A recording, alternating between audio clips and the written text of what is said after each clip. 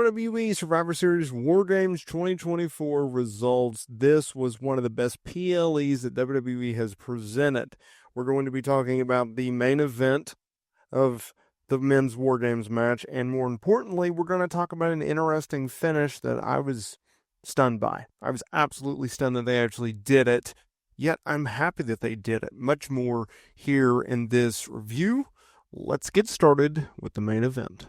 Roman Reigns, CM Punk, the Usos, Sami Zayn, they all came together. We even got a special appearance by the wise man, Paul Heyman. They took on the new bloodline, if you will, Solo Sikoa, Jacob Fatu, the Tongas, and a special Bronson Reed, who was, in my opinion, the star of the show. Now, I want to say this.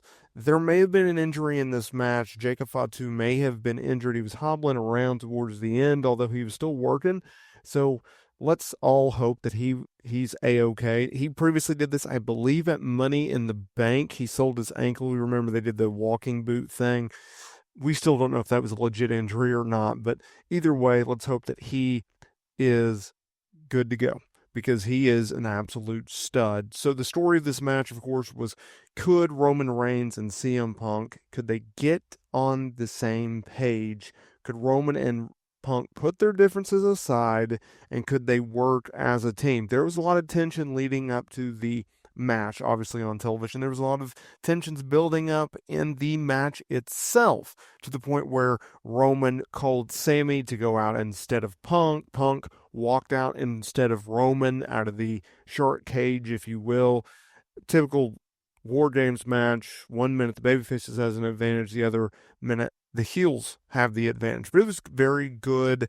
Bronson Reed jumped off the top of the cage, crashed through a table. There was a spot where Jimmy Uso jumped off the top of the cage, and he actually put Jacob Fatu through a table. So two key spots, two interesting spots. Now, towards the end, it was a lot of you do your finish, I do my finish, and they put over Solo Sikoa very strongly, despite the fact that he has a losing record. They had every babyface in this match hit their finishers, from the Usos hitting a double super kick to Sami Zayn hitting a big boot, Punk hitting the GPS, before Roman Reigns ultimately put an end to Solo Sikoa and speared him for the 1, 2, 3. After the match, CM Punk, Roman Reigns, they shook hands like men that they are, putting their differences aside. Punk told Paul Heyman, who made a special appearance, that he owed him one.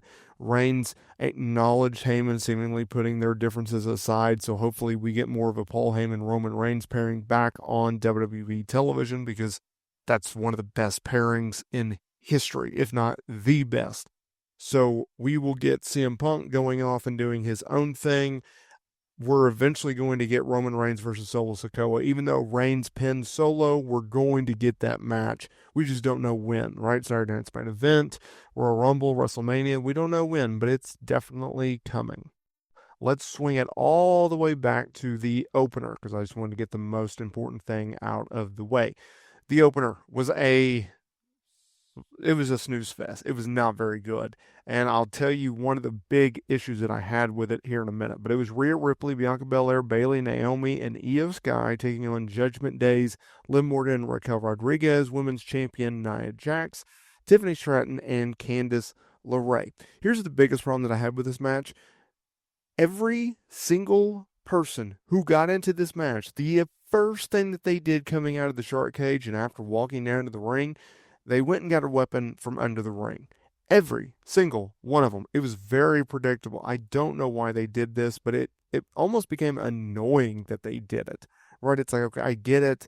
And the funny thing is, like, I get the psychology of, like, okay, if you're outnumbered by the opposite team, you need an equalizer. But there's a lot of instances where the baby faces had a babyface coming into the match, yet the babyface still felt like they had to get a weapon, where the heels did the exact same thing. It just, the logic there did not make any sense for me.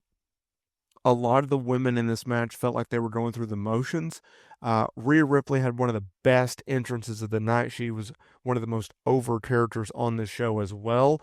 She came out with a really cool mask to protect her broken orbital bone, but she, at the end of the match, tore the mask off and so was just working. So I assume her broken orbital bone is healed or she was really, really Novocained up. I don't know, but she was good to go, and she was working very strongly.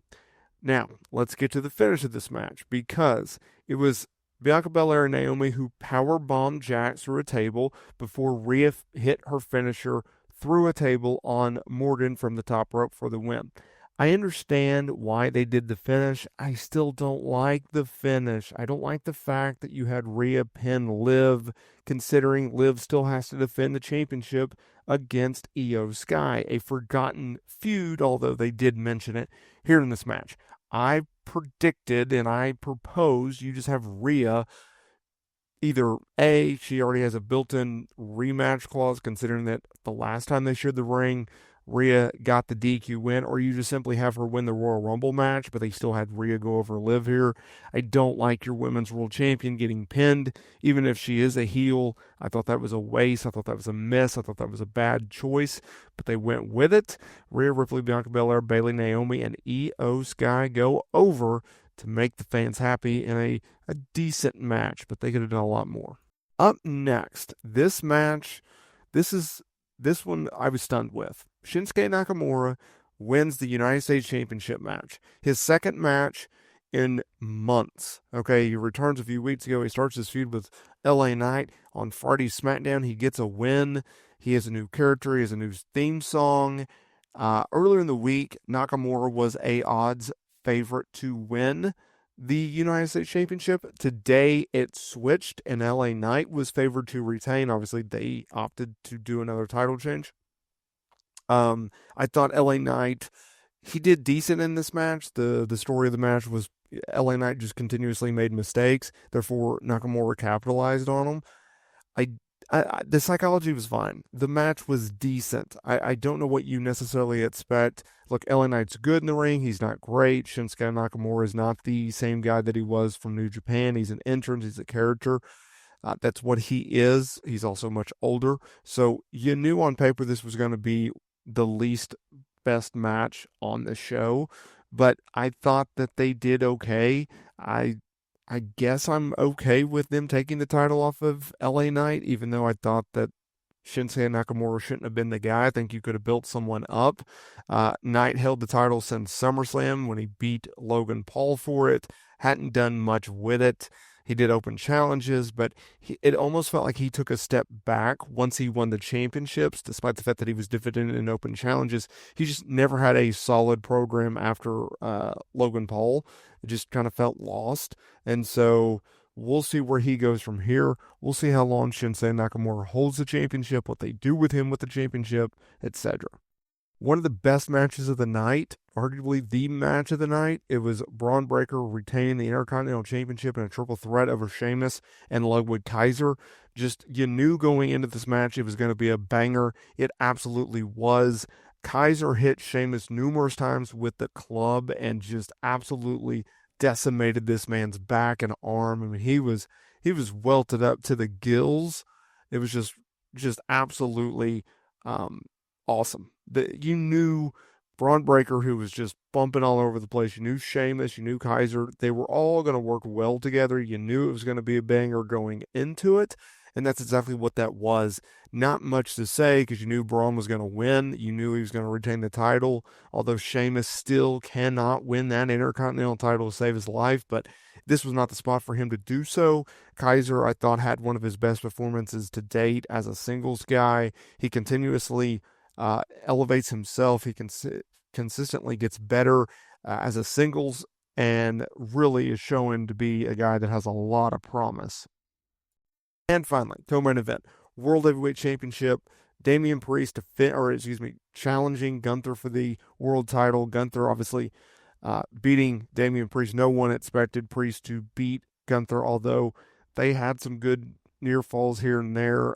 Towards the end, you had Finn Balor. So what happened was Gunther dumped Priest over the top rope. He spilled out to the floor. Out of nowhere, Balor comes to the crowd and hits a double foot stomp off the steel steps onto Priest on the floor. Gunther gets him into the ring, hits a power bomb and then like some elbows to the jaw, locks in a Kimura, and gets it done.